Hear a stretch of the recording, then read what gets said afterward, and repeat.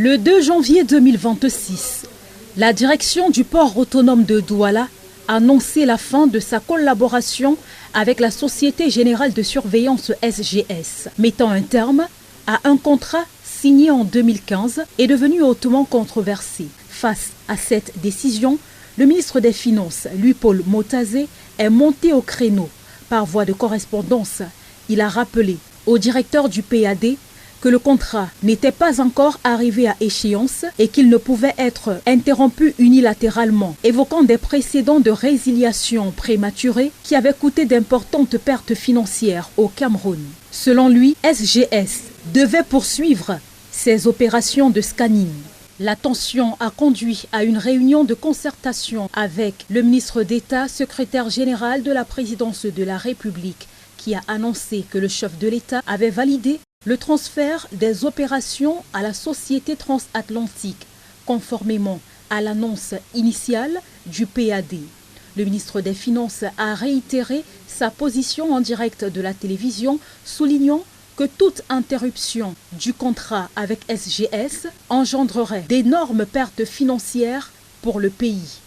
Pourtant, une correspondance du chef d'état-major de la présidence de la République adressée au ministre des Transports plus tard confirmait que le chef de l'État avait donné son oui pour que SGS quitte le PAD au profit de Transatlantique, illustrant une cacophonie au sommet de l'État. Et ce feuilleton a pris un nouveau tournant le 29 janvier 2026 lors d'une réunion à l'immeuble Étoile à Yaoundé.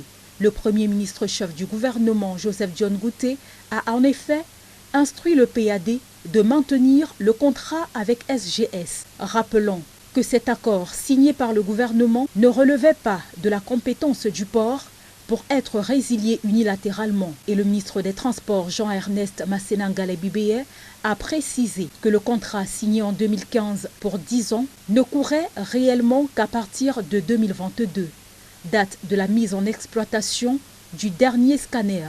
Par conséquent, le contrat reste valide jusqu'en 2032. Le Premier ministre a décidé qu'en conformité avec la loi, le contrat signé par le gouvernement, il doit être résilié par le gouvernement.